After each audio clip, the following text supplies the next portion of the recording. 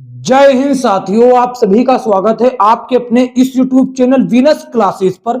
आज के इस क्लास में हम लोग देखेंगे साथियों यूपी होमगार्ड भर्ती परीक्षा के लिए जीके जीएस की एक बहुत ही बेहतरीन क्लास। इसमें वो प्रश्न शामिल हैं साथियों जो आपकी परीक्षा के लिए रामबाण सिद्ध होंगे। तो ज्यादा समय न लेते हुए सीधा प्रश्नों पर फोकस करते हैं। पहला प्रश्न देखिए साथियों, क्या कहता है पोलो या चौगान खेलते समय निम्नलिखित में से किस सुल्तान की मृत्यु हुई थी। तो पोलो एक प्रकार का साथियों खेल है और पोलो गेम खेलते समय कुतुबुद्दीन ऐबक की मृत्यु हुई थी। किसकी? कुतुबुद्दीन ऐबक की घोड़े से गिरकर मृत्यु हो गई थी। कब हो गई थी? 1210 ईस्वी में हो गई थी। 1210 ईस्वी में हो गई थी। और साथियों ये दिल्ली सल्तनत का पहला सुल्तान था जिसने साथियों किसकी? गुलाम वंश की स्थापना भी की। गुलाम वंश की स्थापना की और इसने 1206 से 1210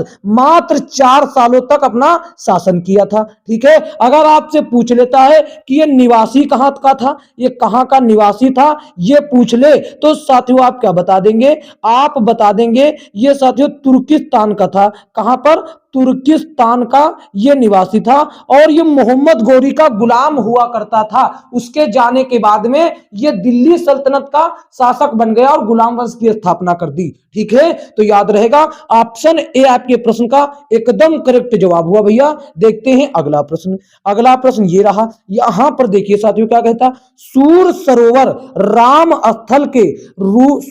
रामसर स्थल के संदर्भ में निम्नलिखित में से कौन से कथन सत्य हैं? कौन से कथन सत्य हैं ये बताएं। कहता है पहला कथन देखिए, यह उत्तर प्रदेश के लखीमपुर खीरी जिले में है। ये गलत हो गया साथियों, ये लखीमपुर खीरी में नहीं है बच्चों। ये कहां पर है? ये साथियों आगरा जिले में है। कहां पर? आगरा जिले में। तो पहला वाला तो गलत हो गया। अब कहता है यह एक मानव निर्मित जलाशय है, तो ये दूसरा एकदम सही हो जाता है। दूसरा वाला तो सही है साथियों, ये एक मानव निर्मित जलाशय है। तो केवल कौन सा? 2 सही। इसीलिए इसको भैया उत्तर बी वाला सही हो जाएगा, केवल 2। क्या हो जाएगा? केवल 2। और रामसर स्थल को साथियों एक और इसके विषय में चीज है, इसका अन्य नाम क्या है? इसको कीथम झील भी कहा जाता है। कीथम झील के नाम से भी जाना जाता है, याद रखेंगे। ठीक है, देखते हैं अगला प्रश्न। अगला प्रश्न साथियों देखिए ये रहा, क्या कहता है? कहता है चंद्रप्रभा वन्य जीव अभयारण्य उत्तर प्रदेश का एक प्रमुख वन्य जीव अभयारण्य है।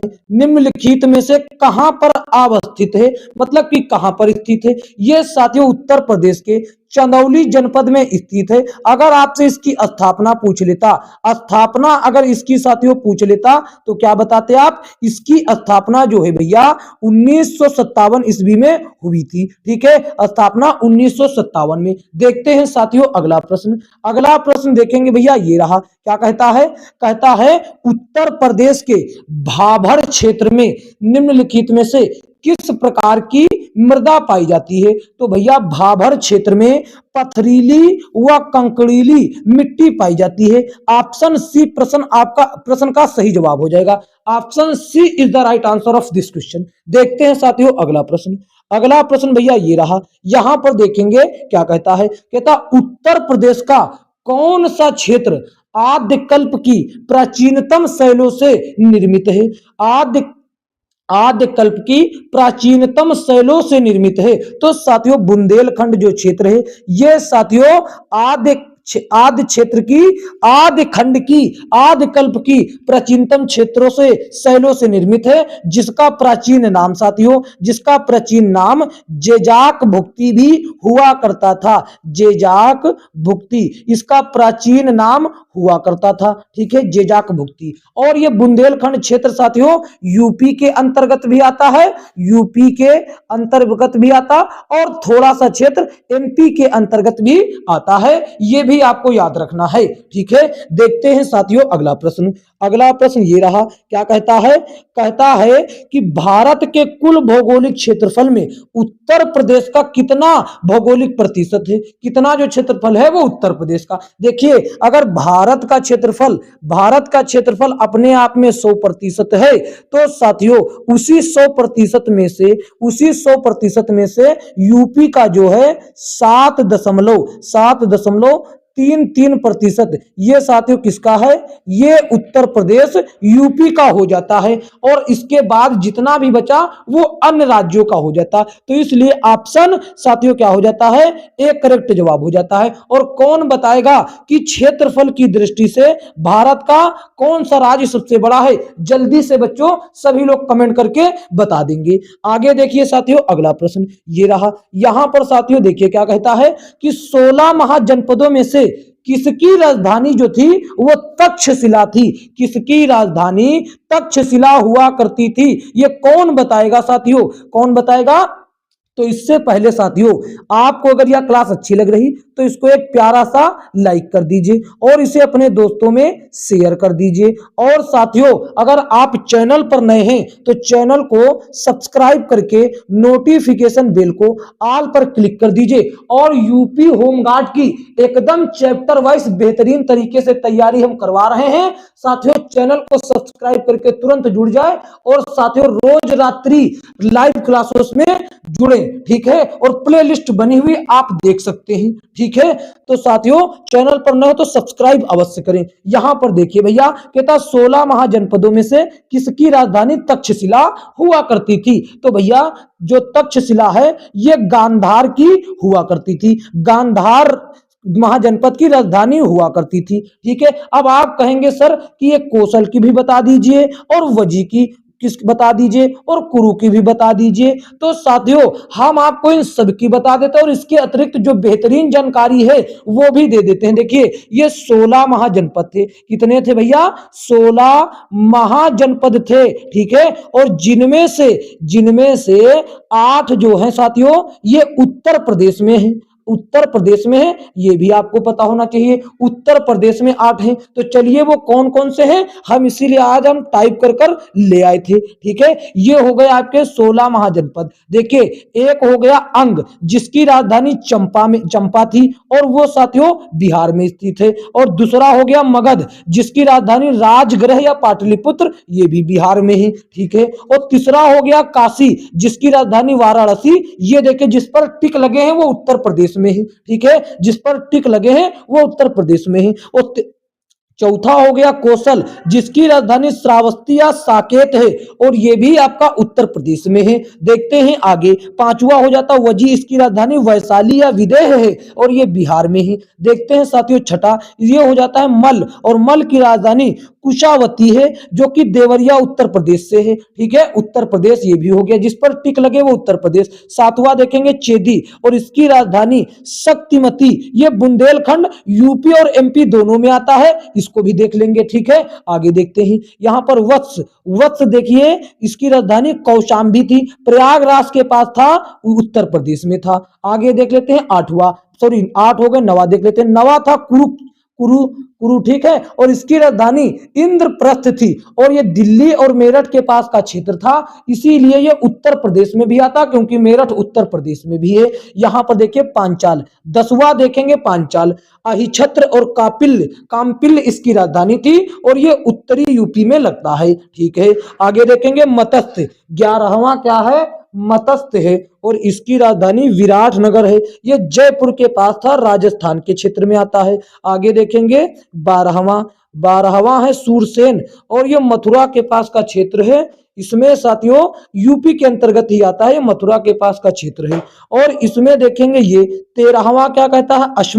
अशमक की राजधानी पोतन हुआ करती थी, जो कि गोदावरी घाटी के तलहटी में यानी कि दक्षिण भारत में पाया जाता है। और आगे 14वां देखेंगे अवंती, जिसकी राजधानी उज्जैन या महिष्मती, ये एमपी के अंतर्गत आता है, मध्य प्रदेश के क्षेत्र के अंतर्गत। और 15वां देखेंगे गांधार की राजधानी तक्षशिला थी, अभी ये बताया मैंने, और ये पाकिस्तान और अफगानिस्तान के अंतर्गत आता है अब वर्तमान में, ठीक है? और साथियों, अगर आपसे पूछ ले आपसे पूछ ले 16वां महाजनपद ये था काम्बोज और इसकी राजधानी हाटक या राजपुर थी। ये भी साथियों आपका अफगानिस्तान और पाकिस्तान में वर्तमान में आता है। और यूपी में कौन कौन से हैं साथियों? यूपी में देखिए एक हो गया काशी और एक हो गया श्रावस्ती कौशल, एक हो गया साथियों मल्ल, एक हो गया मल्ल और एक हो गया चेदी और एक हो गया वत्स और एक हो गया क्रू, एक हो गया क्रू और एक हो गया पांचाल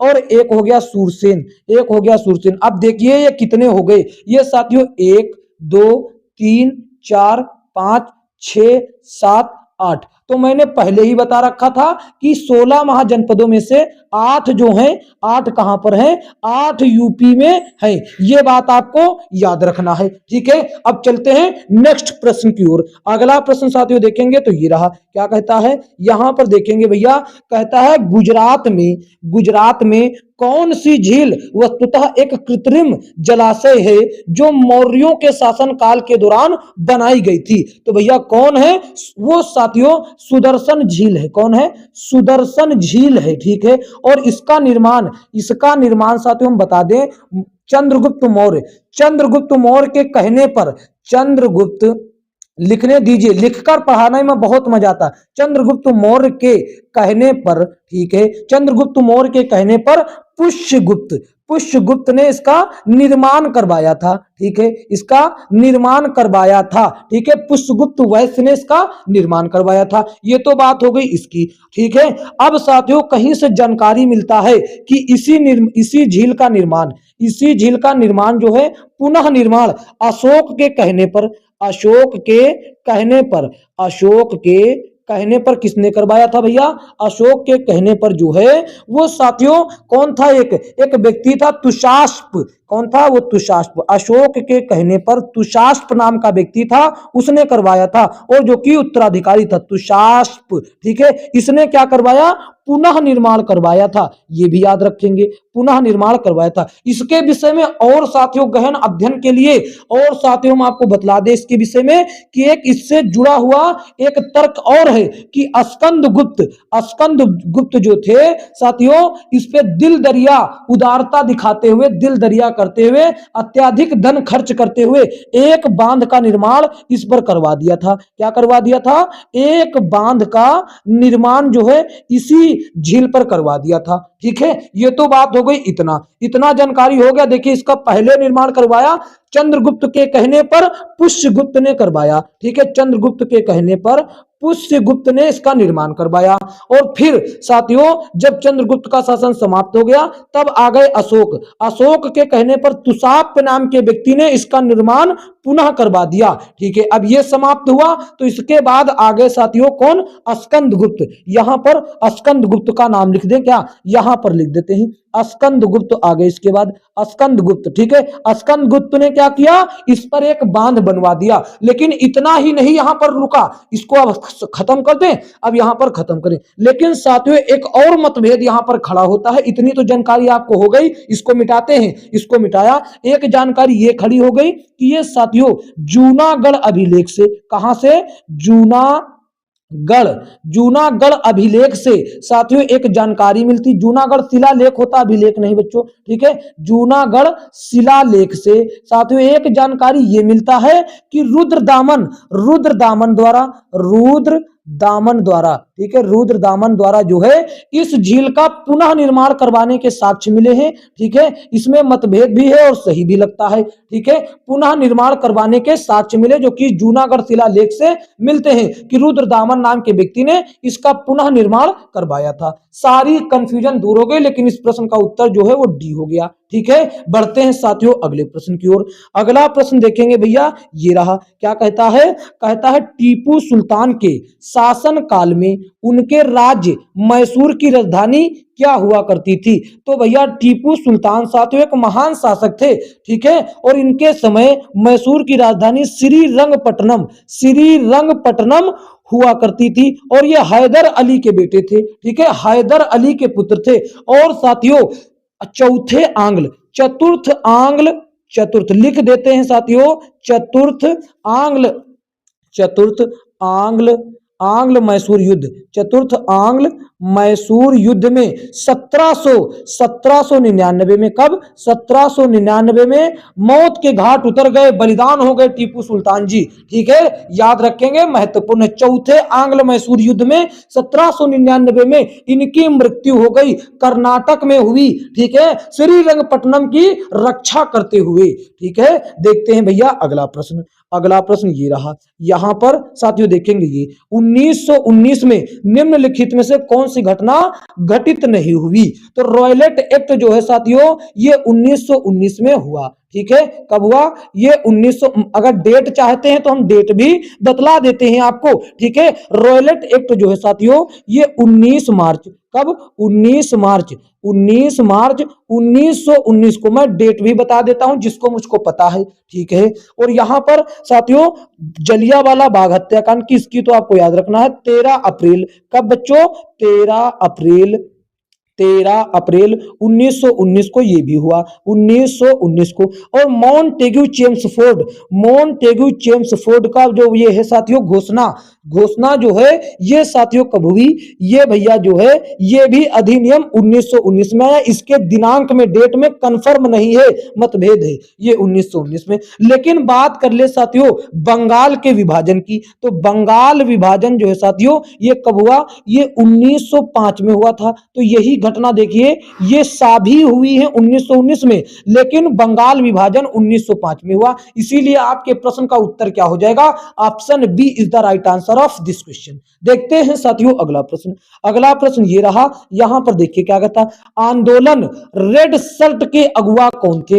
रेड शर्ट आंदोलन, यहां पर हम बता दें साथियों, अभी बताते हैं, इसके जो अगुवा थे वो साथियों खान अब्दुल गफ्फार खान थे। ठीक है, खान अब्दुल गफ्फार खान थे। और इनको साथियों सीमांत गांधी के नाम से भी जाना जाता है, इनको सीमांत गांधी कहा जाता है, ऐसा साथियों माना जाता है। सीमांत गांधी की इनको संज्ञा दी गई। ठीक है, सीमांत गांधी भैया। ठीक है, यहां पर ठीक है भैया, यहां पर देखेंगे ये गांधी में वैसे चंद बिंदु लगना चाहिए, कोई बात नहीं। यहां पर देखिए इस जो रेड शर्ट का मतलब होता है लाल कुर्ती आंदोलन। ठीक है, लाल कुर्ती आंदोलन, इसका जो साथियों नाम कैसे पड़ा? इसका जो साथियों पूरा बढ़िया नाम है वो है खुदाई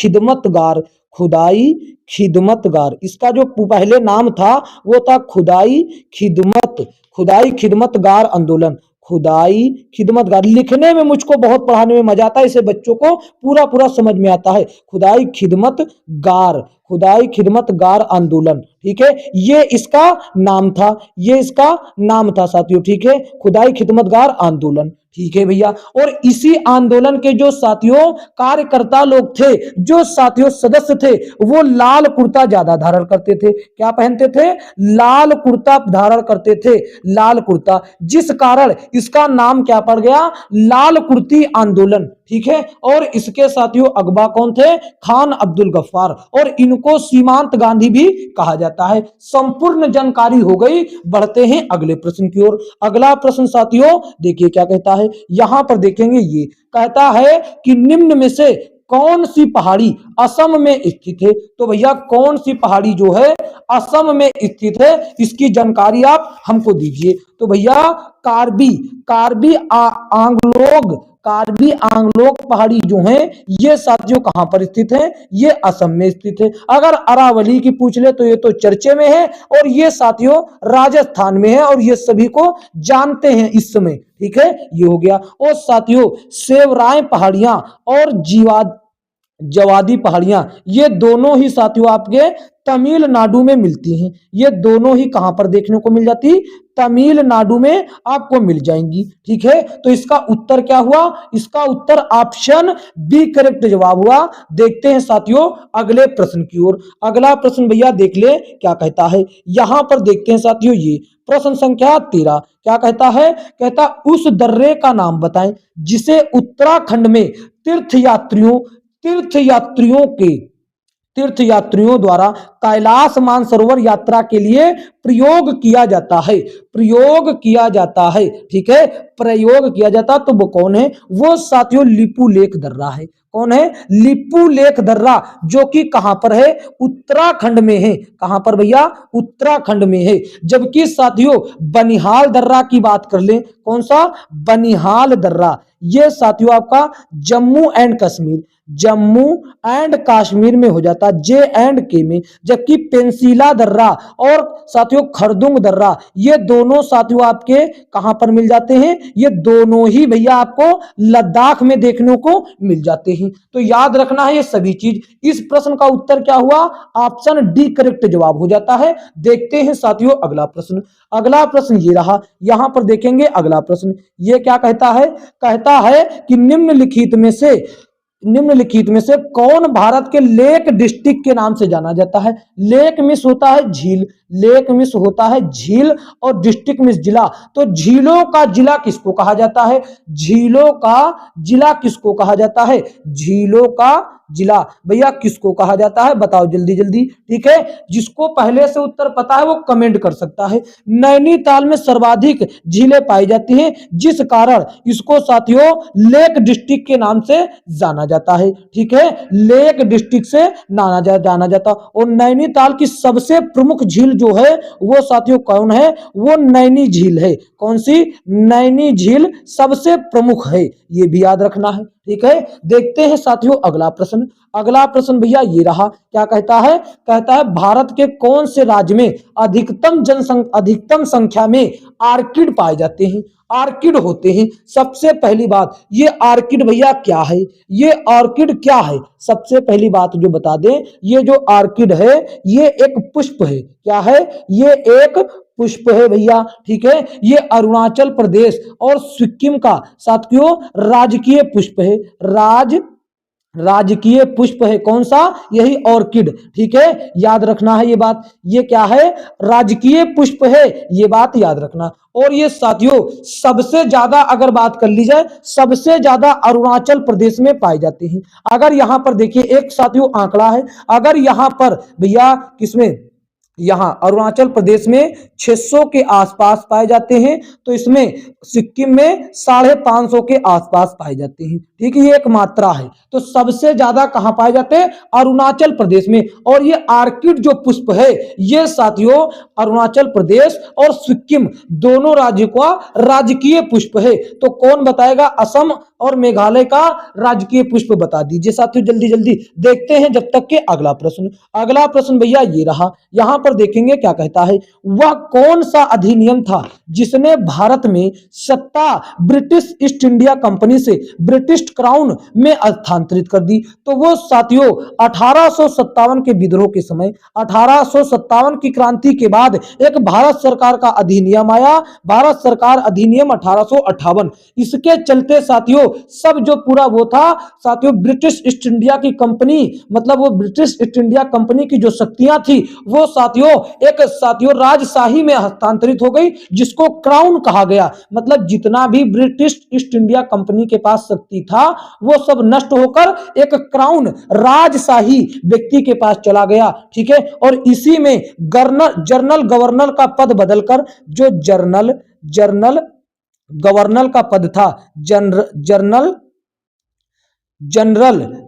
गवर्नर का जो शब्द था एक गवर्नर, ठीक है, ये पद बदलकर साथियों वायसराय बन गया। क्या बन गया? वायसराय बन गया, ठीक है। ये सभी चीजें आपको याद रखना है साथियों, वायसराय बन गया, ठीक है। वो कौन था? भारत सरकार अधिनियम 1858 था। देखते हैं साथियों अगला प्रश्न। अगला प्रश्न ये रहा भैया, यहां पर देखेंगे, कहता है भारतीय संविधान का अनुच्छेद 31C नीति निर्देशक सिद्धांतों को प्रभावित करने के कानूनों का लक्षण, कानूनों का संरक्षण किससे संबंधित है? किससे संबंधित है? बहुत ही बेहतरीन प्रश्न है और हम आपको एकदम बेहतरीन तरीके से पूरा डिटेल से भी बताने का साहस करेंगे, ठीक है। तो ये साथियों भारतीय नागरिकों के मौलिक अधिकार से संबंधित है। कौन? जो 31C है भारतीय नागरिक के मौलिक अधिकारों से संबंधित है। और आपको हम बता दें भारत के संविधान में, भारत के संविधान के भाग 3 में जो है, भाग 3 में मौलिक अधिकारों का उल्लेख है साथियों। किसका? अगर आपसे पूछे मौलिक, यहां पर देखे साथियों, मौलिक अधिकार पूरा लिख देते हैं साथियों। लिख कर पढ़ाने में जो मजा है वो कोई नहीं मजा, और लिख कर पढ़ाने से बच्चे को भी समझ में आता, भले ही 2-4 मिनट का समय ज्यादा लगे। ठीक है, मौलिक अधिकार जो है साथियों, मौलिक अधिकार ये साथियों संविधान के भाग 3 में कहां पाए जाते हैं? भाग 3 में पाए जाते हैं। और भाग 3 में अनुच्छेद पूछ ले तो ये साथियों भाग 3 में अनुच्छेद जो होते हैं 12 से 35 अनुच्छेद होते हैं इसमें। ठीक है, ये बात याद रखना है। अगर आपसे पूछ लिया जाए राज्य सरकार का जिक्र कहां होता है, तो भारत के संविधान के भाग 6 में, कहां पर? भाग 6 में होता है इसका जिक्र, भाग 6 में। और कितने अनुच्छेद होते हैं? अनुच्छेद जो साथियों होते हैं इसमें, अनुच्छेद साथियों होते हैं 152 से 237 के आसपास होते हैं। ठीक है, ये हो गया इतना। अब डिफरेंट कलर से ले ले ताकि कोई कंफ्यूजन की संभावना ना रहे। ठीक है, और अगर पूछ लेता केंद्र सरकार, इस पर लाइन खींच देते, केंद्र सरकार पूछता तो ये साथियों आपके पाए जाते हैं भाग 5 में। कौन से? भाग 5 में। और इसमें कितने होते हैं? इसमें साथियों होते हैं अनुच्छेद 52 से 151 तक। ठीक है, और राज्य के नीति निर्देशक तत्व जो हैं ये भाग 4 में पाए जाते हैं, संविधान के भाग 4 में पाए जाते हैं। और इसमें अनुच्छेद की संख्या 36 से 51 होती है। यहां पर आप देख पा रहे होंगे सबसे पहले मौलिक अधिकार 12 से 51 अनुच्छेद, फिर 51 से यहां पर देखिए 12 से 35, और 35 के बाद भाग 4 में आ जाइए 36 से 51, फिर भाग 5 में आ जाइए 52 से 151, फिर भाग 6 में आ जाइए 151 से 237, और 237 से आगे भाग 7 होगा, 8 होगा, इसी तरीके से भाग चली गई हैं। ठीक है, तो आशा करते हैं आपको ये आसानी से समझ में आ गया होगा। और इस प्रश्न का जो उत्तर है भैया वो क्या है? वो साथियों ऑप्शन ए करेक्ट जवाब हो जाता। 31C जो है ये मौलिक अधिकारों से, भारत के नागरिक के मौलिक अधिकारों से संबंधित है। आप देख रहे हैं कि जो भी अनुच्छेद 12 से 35 के बीच में आएगा वो मौलिक अधिकार होगा। क्या 12 से 35 के बीच में 31 नहीं आता? बिल्कुल आता है, तो वो मौलिक अधिकार में होगा। ठीक है, देखते हैं भैया अगला प्रश्न। अगला प्रश्न ये रहा, यहां पर देखेंगे क्या कहता है। कहता निम्नलिखित में से किस राज्य का विधानमंडल द्विसदनीय है?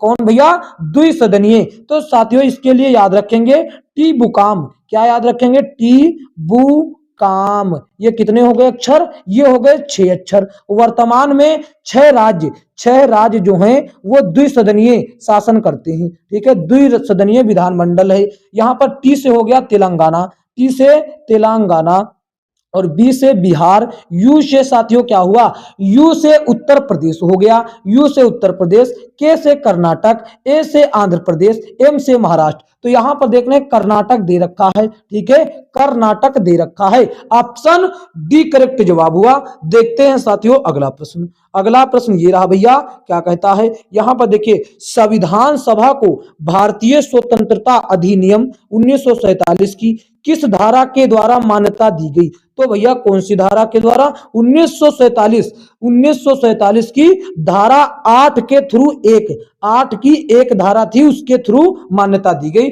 ऑप्शन डी करेक्ट जवाब हो जाता है भैया। देखते हैं अगला प्रश्न। अगला प्रश्न भैया यहां पर देखेंगे ये वाला, क्या कहता है। कहता है भारत सरकार का कौन सा अधिकारी सदस्य ना होते हुए भी भारतीय संसद की कार्यवाही में भाग लेने का अधिकार रखता है? कौन भाग लेने का अधिकार रखता है? वो कौन है? वो भारत का अटॉर्नी जनरल होता है। और अटॉर्नी जनरल का साथियों जिक्र आपको संविधान के अनुच्छेद 76 में मिल जाएगा। क्या? 76 में मिल जाएगा। और साथियों इसका कोई कार्यकाल नहीं होता, इसका कोई जो है कार्यकाल वो साथियों कोई निश्चित नहीं होता है। ठीक है, और ये राष्ट्रपति के कहने पर अपना कार्य प्रारंभ रखता है। जब तक राष्ट्रपति कहेगा तब तक ये कार्यकाल पर बना रहेगा। ठीक है, ऑप्शन बी करेक्ट जवाब हो जाता है भैया। देखते हैं अगला प्रश्न। अगला प्रश्न ये रहा, क्या कहता है। कहता राज की आय जो लोगों द्वारा बिना कानूनी उत्तराधिकारी के छोड़ी गई संपत्ति से उत्पन्न होती है उसको क्या कहते हैं, उसको राजगमित्व के नाम से जाना जाता है। साथियों क्या कहा जाता, राजगमित्व के नाम से जाना जाता है। देखते हैं साथियों अगला प्रश्न। अगला प्रश्न ये रहा भैया, क्या कहता है, भारत में कर्मचारियों हेतु महंगाई भत्ता तय करने का आधार क्या है। तो महंगाई भत्ता तय करने का अधिकार उपभोक्ता मूल्य सूचकांक है। उपभोक्ता मूल्य सूचकांक जिसको शॉर्टकट में सीपीआई कहा जाता है। ठीक है, सीपीआई कहते हैं। देखते हैं साथियों अगला प्रश्न। अगला प्रश्न देखेंगे भैया, ये रहा प्रश्न संख्या 23। देखिए क्या कहता है, कहता है कि निम्नलिखित में से कौन सा चतुर्थ क्षेत्र के अंतर्गत आता है। हम आपको इसका भी साथियों बेहतरीन तरीके से सॉल्यूशन दे दे। देखिए साथियों, जो अर्थशास्त्र के इकोनॉमिक्स के जो क्षेत्र हैं वो साथियों उसमें एक होता है प्राथमिक क्षेत्र, एक होता है प्राथमिक क्षेत्र। ठीक है, प्राथमिक क्षेत्र होता है और एक होता है द्वितीयक क्षेत्र। एक क्या होता है, एक होता है द्वितीयक क्षेत्र। ठीक है भैया, एक हो गया द्वितीयक क्षेत्र और एक हो गया तृतीयक क्षेत्र। क्या हो गया, एक हो गया तृतीयक क्षेत्र, तृतीयक क्षेत्र और एक हो जाता है चतुर्थ क्षेत्र। इधर समझ लीजिए चतुर्थ क्षेत्र। ठीक है, चतुर्थ क्षेत्र। अब आप यहां पर देखेंगे तो प्राथमिक क्षेत्र के अंतर्गत भैया क्या आता है, इसके अंतर्गत साथियों लगभग कृषि आती है, जैसे खेती करना, मछली पालन करना और साथियों पशुपालन करना, ये सभी प्राथमिक क्षेत्र के अंतर्गत आता है। और द्वितीयक क्षेत्र के अंतर्गत सारे उद्योग आते हैं, द्वितीयक क्षेत्र के अंतर्गत सभी उद्योग आते हैं और तृतीयक क्षेत्र के अंतर्गत ये सेवाएं आती हैं। सेवा बोले तो क्या क्या, जैसे साथियों बस का चलना मतलब परिवहन, परिवहन हो गया। और साथियों ये साथियों एक स्थान से दूसरे स्थान पर माल ले जा रहा मतलब ये सेवा दे रहा। आप साथियों मान लीजिए एक स्थान से दूसरे स्थान पर जाना है, आपके पास कोई साधन नहीं तो आप बस या किसी टैक्सी पर बैठकर चले गए तो उसने आपको सेवा दी। और इसी तरीके से बैंक भी आपको लेन देन में सेवा प्रदान कर रहा है। ये साथियों हो जाते तृतीय क्षेत्र। आती है बारी अब चतुर्थ क्षेत्र की। चतुर्थ क्षेत्र में साथियों नई तकनीक, डिजिटल चीजें साथियों संबंधित होती हैं। तकनीक ये टा है तकनीक और डिजिटल, तकनीक और डिजिटल। यहां पर देख लीजिए प्रौद्योगिकी शब्द कहां पर जुड़ा, ये तकनीकों से ही जुड़ा होता है। ठीक है, डिजिटल और तकनीक और नई साथियों चीजें जो होती है वो चतुर्थ क्षेत्र के अंतर्गत आती हैं। ठीक है, आशा करते हैं आप समझ गए होंगे। भैया देखते हैं अगला प्रश्न। अगला प्रश्न की ओर बढ़ते हैं। देखिए प्रश्न संख्या 24। ये क्या कहता है, ये कहता है आपसे कि ग्रीन बैंकिंग का अर्थ क्या है। ग्रीन बैंक जो है साथियों ये एक प्रकार का, ये क्या है, एक प्रकार की साथियों व्यवसाय वाली बैंक है। एक बैंक है भैया, ठीक है, एक बैंक है जो कि पर्यावरण संरक्षी परियोजनाओं पर वित्त पोषण करने वाला एक बैंक है। ऑप्शन डी करेक्ट जवाब हो जाता है भैया। D is the right answer of this question. देखते हैं साथियों अगला प्रश्न। अगला प्रश्न ये रहा भैया, कहता एक सुलभ मुद्रा वह है जिसमें अन्य मुद्राओं के सापेक्ष मूल्यों की कमी आती है। क्या, मूल्यों की कमी। देखिए सुलभ मुद्रा एक विशिष्ट देश की मुद्रा होती है जो मूल्य में कमी के लिए जानी जाती है, उत्तरदायी होता है। और एक होता है दुर्लभ मुद्रा। क्या होता है, इसके विपरीत अगर आपसे पूछ ले कभी कभार दुर्लभ मुद्रा, तो दुर्लभ मुद्रा भैया क्या होता है, दुर्लभ मुद्रा। तो ये साथियों दुर्लभ मुद्रा वह मुद्रा है जो दुनिया भर में व्यापक रूप से स्वीकार्य है। ठीक है, तो दुर्लभ मुद्रा के बारे में भी जान रखेंगे। इसका सही उत्तर ऑप्शन डी हो जाता है। देखते हैं साथियों अगला प्रश्न। अगला प्रश्न भैया ये रहा, यहां पर देखेंगे क्या कहता है। यदि भारतीय रिजर्व बैंक नगद रिजर्व अनुपात कम करती है तो क्या परिणाम होगा। अगर नगद रिजर्व अनुपात कम कर दे तो ऋण सृजन बढ़ जाएगा।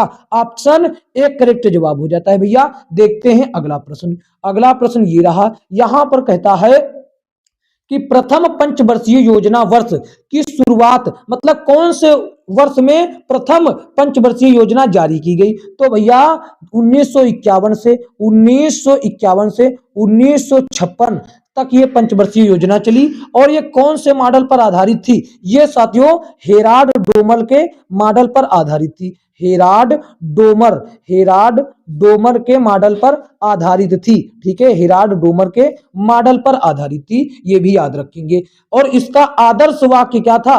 कृषि का विकास। इसका जो आदर्श वाक्य था प्रथम पंचवर्षीय योजना का आदर्श वाक्य, यहां पर रा इसमें नहीं लगेगा, आदर्श वाक्य। ठीक है, आदर्श वाक्य जो था वो था कृषि का विकास, कृषि का विकास था। ठीक है, ये इसका आदर्श वाक्य हो गया था भैया। ठीक है, याद रखेंगे। देखते हैं अगला प्रश्न। अगला प्रश्न देखते हैं, प्रश्न संख्या 28। प्रश्न संख्या 28 देखिए क्या कहता है, भारत की प्रथम नोबेल पुरस्कार विजेता महिला का नाम बताइए। तो साथियों भारत की प्रथम महिला नोबेल पुरस्कार विजेता की बात कर लें तो ये थी मदर टेरेसा।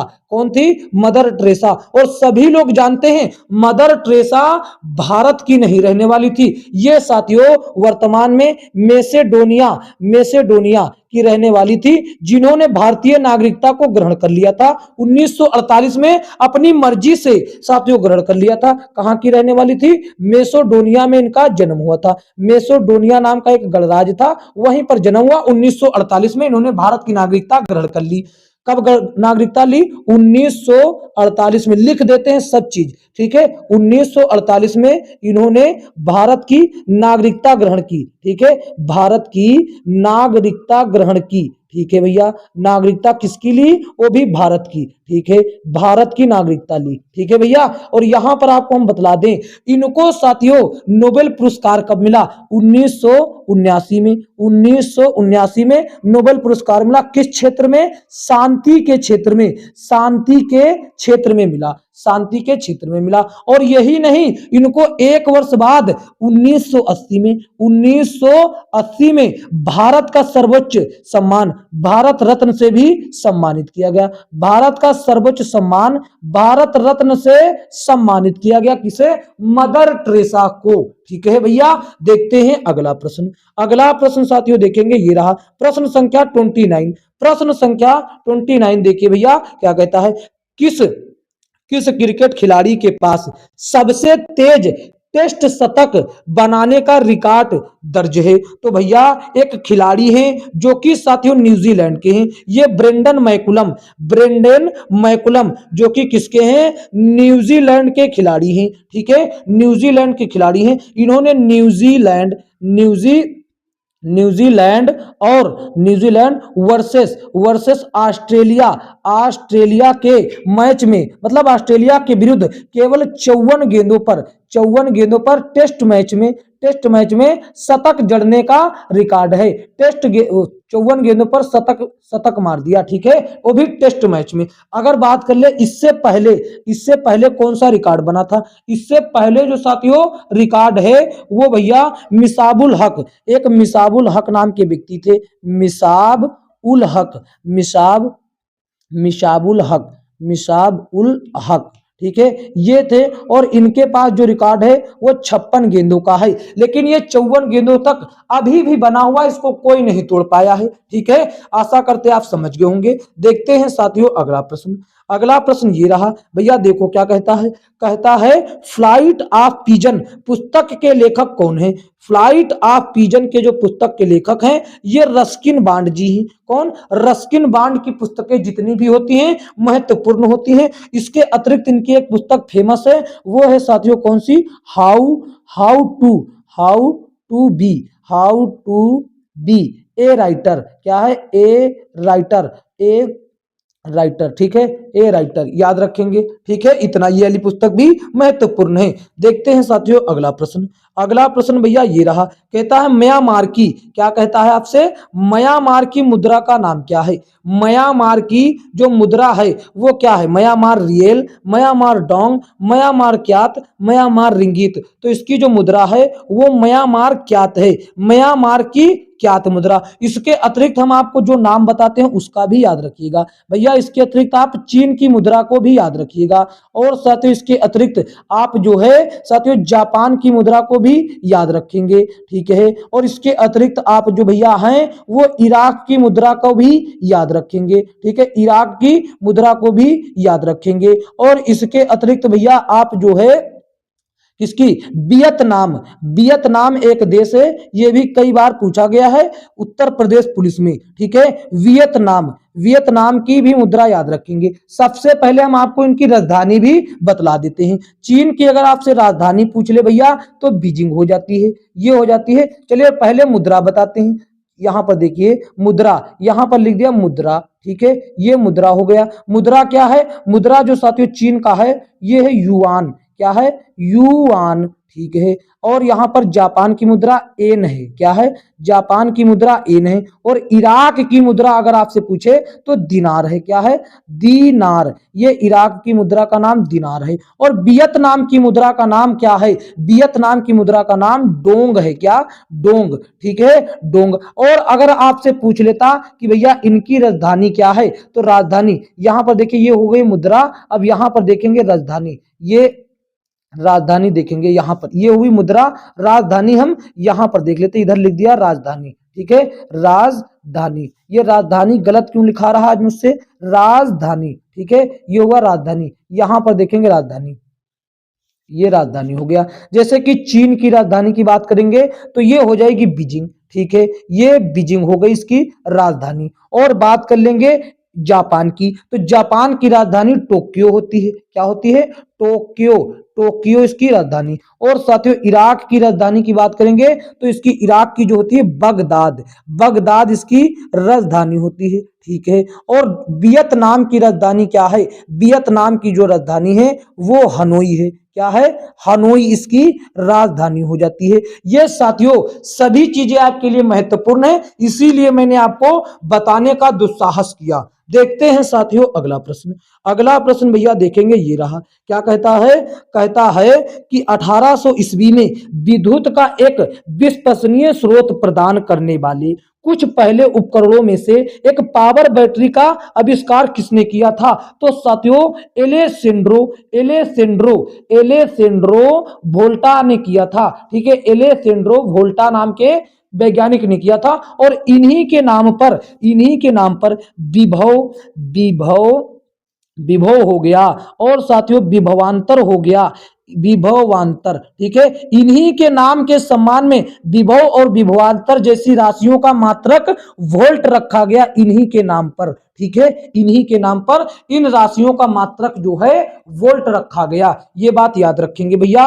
देखते हैं साथियों आगे, आगे साथियों देखेंगे तो ये रहा, यहां पर आपसे पूछता है नीति आयोग के अध्यक्ष। हम चाहते हैं, नीति आयोग के अध्यक्ष कौन है, हम चाहते हैं कि इस प्रश्न का उत्तर आप साथियों कमेंट बॉक्स में इसका उत्तर दें। और ये प्रश्न आपके लिए होमवर्क के तौर पर है, ठीक है, होमवर्क के तौर पर है साथियों। आप साथियों ये बताएं कि ये क्लास कैसी लगी, अगर अच्छी लगी है तो इसको एक प्यारा सा लाइक कर दीजिए और इसे अपने दोस्तों में शेयर कर दीजिए। और यदि साथियों आप चैनल पर नए हैं तो चैनल को सब्सक्राइब करके नोटिफिकेशन बिल को, नोटिफिकेशन बेल को ऑल पर क्लिक कर दीजिए, ताकि आने वाली अगली क्लासों का नोटिफिकेशन तुरंत आपके पास पहुंचे।